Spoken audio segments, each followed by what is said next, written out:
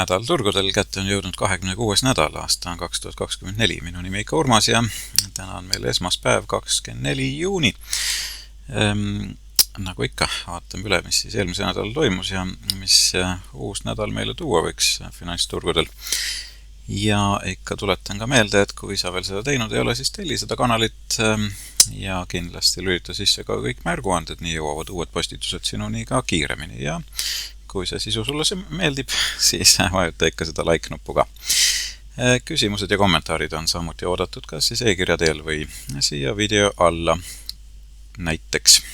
Aga vaatame siis, mis see nädal meile pakkus, et oli selline veidi katkendlik nädal.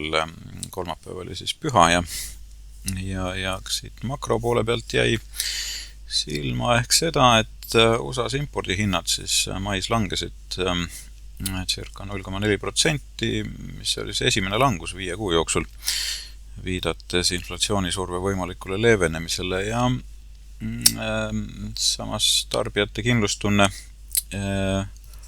on jõudnud madalaimale tasemele, ehk siis 65,6 punkti. Mis veel? USA jaemüük kasvas mais vaid 0,1%, jäädes ootustele alla, autode müüki arvestamata langes siis müük tegelikult 0,1%. Ja tööjõuturul ulatus siis hooajaliselt korrigeeritud esialgsete töötuhüvitiste taotluste arv nädalas, mis lõppes siis 15. juuniga 238 000-ni ja see vähenes siis nädalaga võrreldes 5000 võrra. Lisaks prognoosib kongressi eelarvebüroo, et USA riigivõlg ületab siin aastaks 2034 $56 triljonit just kõrgete intressimäärade ja kasvavate sotsiaalkindlustuse ja meditsiinikulude tõttu, nii et asi ei ole sugugi mitte ilus, nagu me kõik juba siin enamasti teame, vähemasti need, kes mind siin jälgivad. Aasiast tuli ka seal uudiseid, et just Hiina poole pealt, nimelt siis jaemüük Hiinas kasvas mais 3,7%, mis ületas ootuseid, kuid tööstustoodang ja põhivara investeeringud jäid siis alla ootuste, kasvades vastavalt 5,6 ja 4%, mõlemad alla prognoosida. Ja kinnisvarahinnad Hiinas langesid peaaegu 10 aasta kiireimas tempos, süvendades seda muret veelgi. Et sellestki ka siin juba pikemalt ju räägitud, et Hiina kinnisvaraturg on väga kehvas seisus ja nüüd selle aasta jaanuarist maini on siis hinnad kukkunud circa 10,1%. Mis veel silma jäi? Euroopa poole pealt Inglismaa keskpank siis hoidis intressimäära stabiilsena 5,25%, hoolimata sellest, et Ühendkuningriigid pole siis inflatsiooniga enam sugugi mitte hädas, et on saavutanud oma 2% eesmärgi. Samas Šveitsi pank siis alandas intressimäärasid taas 25 baaspunkti võrra 1,25%-ni ja see on siis nüüd juba teine intressilangetus Šveitsi panga poolt. IMF kutsus ka üles siis Euroopa suuremale integratsioonile, et kasutada siis täielikult ära ühtse turu potentsiaali ja prognoosides eurotsooni kasvumäära tõusu 0,4% siis eelmisel aastal, 0,8% sellel aastal ja koguni 1,5% järgneval aastal. Ja mis veel olulist oli, et Nvidia siin vahepeal saavutas siis kõige suurema kapitaliseeritusega ettevõtte staatuse, seda siis teisipäeval. Aga nüüd peale seda siis neljapäevast alates on Nvidia hind päris kõvasti langenud, et eks me seda ka vaatame. Et circa 15% on sealt juba maha pühitud, nii et tegelikult tänase seisuga oli Microsoft taas tipus. Ja järgmine siis Apple, et Nvidia kukkus juba 3. kohal. Nii et üsna kiired muutused turgudel praegu. Aga mis veel, et siin see akupilt või patareipilt on täitsa nagu meelega, sellepärast, et siit tuli üks uudis ka Jaapanist, nimelt see komponenditootja TDK, mis tarnib muus hulgas ka Apple'ile komponente, on välja siis töötanud akumaterjali, mis on väidetavalt energiatihedusega 100 korda parem kui tavalised akud ja see läbimurre võib siis kantavate seadmete akukestvuse märkimisväärselt paremaks muuta, nii et see on üks valdkondi, mida ma väga, väga ootan, et akutehnoloogia saavutaks mingisuguse läbimurde ja tõepoolest see annaks siis ka innovatsioonile väga palju juurde. Mis veel uudistest silma jäi, et McDonald's siin andis teada, et lõpetab selle AI-lepingu, mille nad sõlmisid IBM-iga. Et nimelt see ei ole ennast ära tasunud, et on seal muid häältuvastussüsteemi või häälkäskluste lahendusi, mis siis aitavad neil neid tellimusi võtta. Üks elektriautode pankrott tuli ka välja, nimelt Fisker avaldas siis pankroti avalduse pärast seda, kui ei suutnud siis tagada rahalist tuge ja kohandada oma ärimudelit. Dellil on samuti siin AI-lepingud käimas, nimelt on Dell ja Supermicro Computers, ehk siis SMCI sümboliga lepingulises suhtes seal Elon Muski AI startupiga XAI, et siis varustada nende superarvutid. Ja Dell teatas ka, et ehitas koos Nvidiaga siis AI tehase. Et seegi päris huvitav uudis. Netflixi koha pealt tuli ka siin uudiseid, nimelt plaanivad nad avada 2025 aastal siis 2 meelelahutuskohta nimetusega Netflix House või midagi sellist, Netflixi majad. Ja need siis hõlmavad temaatilisi kingipoode, üritusi ja restorane. Huvitaval kombel ja Netflix on plaanimas siseneda siis sellisele jaeturule oma teenustega, et iseenesest ei ole ju sugugi halb mõte, et oleme sellises majandustsüklis ka, et võib-olla, et seda isegi saadab edu. Nüüd veel üks uusim AI mudel on siin üsna hästi performinud, et Anthropic on siis selle asja nimi ja nad on lansseerinud oma uue Claude 3.5 Soneti, mis on siis väidetavalt oluliselt kiirem kui OpenAI chat GPT 4o ja Google'i Gemini, nii et selles mõttes jah, eks seal seda konkurentsi on muidugi hea näha, aga iga mudel tundub olema siis ka eri suunitlusega, aga näis. Igal juhul tasub siis ka sellel silma peal hoida, kui AI maailmaga olete kuidagi ennast sidunud. Vaatame nüüd siis ka graafikuid, et tehniliselt jah, S&P 500 siis saavutas päris ilusat tõusu ja nädal lõpp siis läks langusesse. Et neljapäev oli peale seda siis püha, läks turg langusesse ja kui vaadata nüüd nädalast graafikut, et siis meil on ikka see lahknevus siin praegu mängus, aga siiski kõik märgid näitavad seda, et turg on hästi tugev.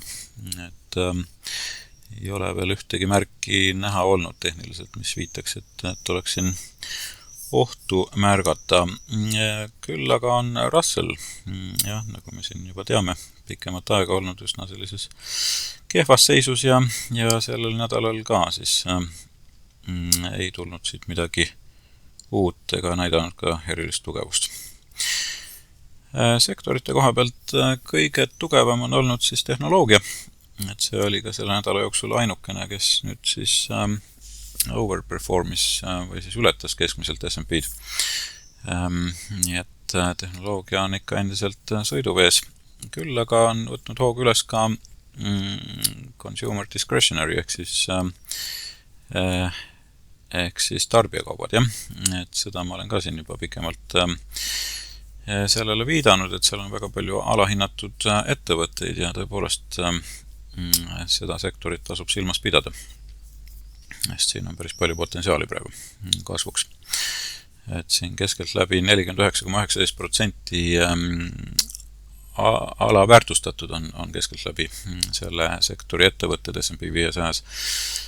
See siis on selline keskmine, kui võtta iga ettevõtte väärtus eraldi arvesse. Aga see on ikkagi päris oluline, et see on kõige alahinnatum sektor praegu S&P 500-st. Insiderite koha pealt, mis siis siit silma jäi, et natuke on siin jällegi müügisurvet olnud, siin päris palju ikkagi läbi käinud ka, et jällegi need suuremad tegevjuhid ka siin müüvad ja üks nendest oli siis Nvidia omanik, kes on ka hakanud siis, juhti omanik, on hakanud siis müüma päris aktiivselt. Et kas see nüüd on selline kasumi võtmise aeg või on tal lihtsalt mingid muud plaanid, et selles mõttes on raske öelda, miks need müügid aset leiavad, aga siiski hoiame asjadel silma peal, et siin ostusurvet väga nädala jooksul ei olnud enam, jah. Hirmu aga endiselt ei ole, et VIX indeks ka püsib siin väga madalatel tasemetel, nagu ikka, ei ole midagi uut. Sesoonselt, jah, me oleme nüüd sellises languse tsüklis või sellest õige pea kohe välja tulemas, siit võiks tulla veel uus kasvutsükkel ka peale.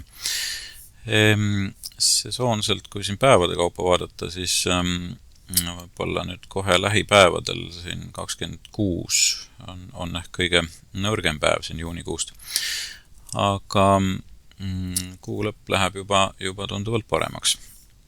Et kui vaadata siin nüüd statistikat natukene, siis ma olen selle nädala jaganud natuke tükkideks ka, sest et siin on oma põhjus.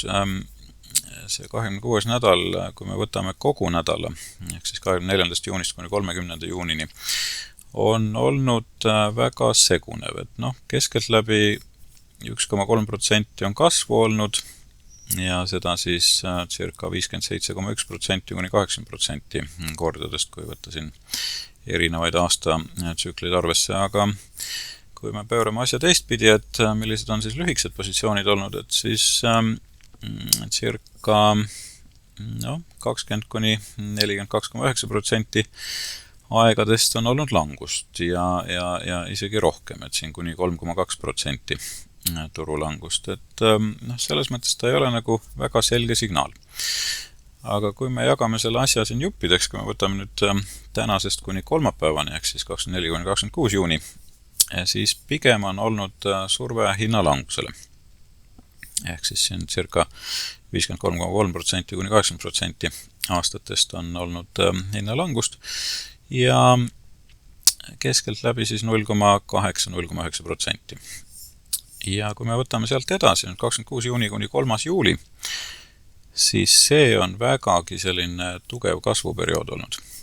Et peaaegu, et siin enamus aastatel circa 80% kordadel või aastatel on olnud siis kasvu ja seda 1,8% kuni 25%. Nii et selles mõttes on see üks selliseid sesoonseid väga huvitavaid kauplemiskohti, mis siis tavaliselt enne 4th of July, ehk siis 4. juulit aset leiab, sest 4. juuli on teatavasti püha osas ja hinnad kipuvad enne seda tavaliselt tõusma ja üsna aktiivselt. Ja pärast 4. juulit siis hinnad kipuvad minema langusesse. Nii et see on üks kohti, mida kindlasti tasub kaaluda. See ei ole kindlasti mitte soovitus, aga statistiliselt ta niimoodi on välja mänginud ja tihti peale ta ka nii aset leiab, mis ei ole tihti muidugi ka reegel, et peame siis meeles, et mitte 100% ei ole see nii olnud, aga siiski väga kõrge tõenäosus. Nüüd siis positsioonide koha pealt vist ma praegu midagi uut siin isegi ei leidnud, et las nüüd olla. Juuni viimane nädal on meil suhteliselt positiivne ka siin aspektide poolest, nii et selles mõttes on seisud päris head. Laupäeval pöörab küll siin Saturn retrograadseks, et see võib viidata teatavatele muutustele turgudel. Nii et hoiame sellel ka silma peal. Ja kui me vaatame siis oma Blackbox mudelit siin USA turgudele, siis see on ka siin läbi juuni olnud suhteliselt selline roheline, et kuu lõpp samuti siis paistab, et on siin üsnagi ilus. Nüüd, kui vaatame eelmise nädala prognoosi, mis on alati meil siis välja toodud Patreoni kanalil patreon.com /turutrendid, et seal juba siis pühapäevast on ka uue nädala prognoos üleval. Aga eelmise nädala prognoos siis sai välja pandud ja nüüd on ta siis võrreldav hinnaliikumisega, et jällegi, et korrelatsioon on täitsa olemas, võib-olla nüüd seekord ei olnud ta nii ilus või nii selline korreleeruv, aga siiski trendi muutust oli siit näha.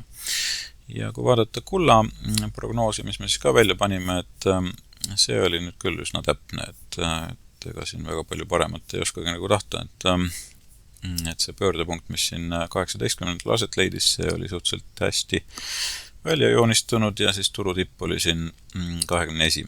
et jah, pidas väga hästi paiku, et 5+. Mida siis uuelt nädalalt oodata, et siin on tulemas jällegi see PCE inflatsiooni indikaator välja või numbrid välja, et seda siis reedel ja sellel tasub jälle silma peal hoida. Nvidia aktsionäride koosolek on ka tulemas ja see on väga tugeva sellise fookuse all ilmselt, et lisaks sellele on ka Micron Technology avaldamas majandustulemusi Nike, samuti FedEx, Walgreens ja muu hulgas veel ka General Mills, Levi Strauss, Salesforce on ka siis avaldamas tulemusi, nii et see on see viimane selline majandustulemuste lõpp siin tavaliselt, need ettevõtted on ühed viimased. Siin siis ka näha täpsemalt, et millised veel majandustulemusi avaldamas on ja mis päevadel. Ja tahan ma siis tuletada meelde, et meie nädala ideed ja ka prognoosid on siis meie Patreoni kanalil, nii et neid asju saab sealt siis jälgida ja vaadata. Aga vaatame nüüd siis ka graafikutele peale, et mis meil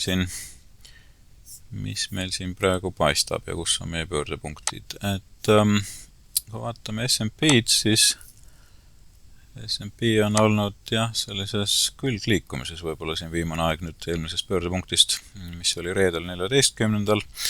ja uus pöördepunkt on tulemas juba homme, 25. Nii et võib-olla siit algab siis ehk ka see sesoonne tõusu faas, aga eks näe, vaatame, hoiame asjale silma peal. Kui vaatame nafta liikumist, siis nafta iseenesest väga nüüd negatiivseks ei pööranud, et nädala lõpp jah, tuli siin hind natukene alla, nagu ma seal ootasin, aga ma tegelikult kartsin isegi hullemat. Aga jah, nafta hind liigub praegu ilusti üles ja täna on siis siin järgmine pöördepunkt, mis on viinudki hinnad taaskord uuesti tõusule. Kulla puhul siin, kui lähemalt vaadata seda seisu, siis jah, tõepoolest jällegi need võimalikud tipud ja põhjad on väga hästi paika pidanud, et kui siin viimast nädalat vaadata, siis põhi oli siin teisipäeval, 18. Sealt läks hind tõusule ja tipp saabus siis reedel, jah. Ja siis läks hind jälle langusele. Ja nüüd täna on siin võimalik põhi aset leidmas ja järgmine tipp peaks siis saabuma, kui ma ei eksi, siis 28. äkki, reedel, jah. Et kellel siis huvi täpsemalt seda prognoosi näha, et see on jällegi Patreoni kanalil üleval, nii et sealt saab selle nädala prognoosi juba graafikuna siis vaadata. Kulla puhul ka. Vaatame Bitcoini ka, et Bitcoin on siin suhteliselt teravasse langusesse läinud viimastel päevadel, et isegi viimased nädalad on ta olnud suhteliselt negatiivne siin. Et see vastupanu on saanud praegu nagu määravaks. Eks näis siis, kui kaugele ta kavatseb siit praegu kukkuda, et mõningast vastupanu siin on, et 56,400 näiteks USA dollari siis graafikul ja 51,100 on ka üks selliseid võib-olla toetuspindu. Et jah, hetkel on suhteliselt negatiivne pilt. Nüüd Tallinna börs otsustas siin ümber pöörata, et neljapäevast alates oli hind siis uuesti tõusule minemas. Täna on muidugi turud kinni siin Eestis, aga homsest siis jällegi lahti, et vaatame, kas nüüd see libisev keskmine siin saab määravaks või ta ikkagi läheb siit läbi, et praegu ta on olnud sellises suhteliselt külgliikumises, et need libisevad keskmised väga meid ei aita enne, kui uus momentum saabub. Ja vaatame siis neid suuremaid nimesid ka, et Apple on olnud väga tugevas sõiduvees, nädala jooksul natukene hind taandus. Täna küll on jällegi hakanud veidi positiivsust näitama, nii et hetkel kõik indikaatorid rohelised. Amazon samuti suhteliselt ilusas positsioonis, täna on jällegi olnud languses. See on täitsa sükene oodatav asjade käik, et nagu ma ütlesin, nädala esimene pool on üldjuhul olnud negatiivne sellel nädalal. Google samuti veidi hinnas järgi andnud, aga jällegi väga positiivne graafik. Microsoft samuti väga positiivne, veidi andis täna järgi. Nvidia, nagu öeldud, siis on päris palju kukkunud siin, et eksisin äkki neljapäevasest tipust kuni tänaseni, siis jah, circa 15% peaaegu on hind alla tulnud, et hetkel veel täiesti normaalne korrektsioon, et see kasv on olnud väga kiire ja see on täiesti tavaline, et hind korrigeerub, et praegu on seis veel positiivne. Meta puhul samuti hind liigub praegu suhteliselt küll liikumises, aga ikkagi indikaatorid kõik positiivsed. Netflix andis täna päris palju järgi, et siin on võimalik siis toetuspind siin 640 peal, et tasub seda ka siis silmas pidada. Ja Tesla on olnud viimastel aegadel suhteliselt positiivne, et täna küll jah, ei ole väga jõudu olnud, korra ta siin viskas üles, et kerge käpiga siis avanes ja aga nüüd nädalal või päeva lõpuks on andnud ikkagi järele, et ei ole väga hea see seis siin. Ja PayPaliga tasub nüüd silma peal hoida, et sellest ma räägin eraldi meie võib-olla seal soovitustes, et kes jällegi tahab, siis see video saab olema üleval Patreoni kanalil, nii et tasub sealt siis vaadata.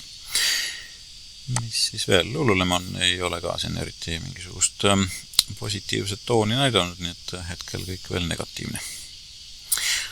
Okei, aga selline siis nädala ülevaade, et jah, kindlasti külastage meie Patreoni kanalit, patreon.com/turutrendid, et seal on rohkem infot ja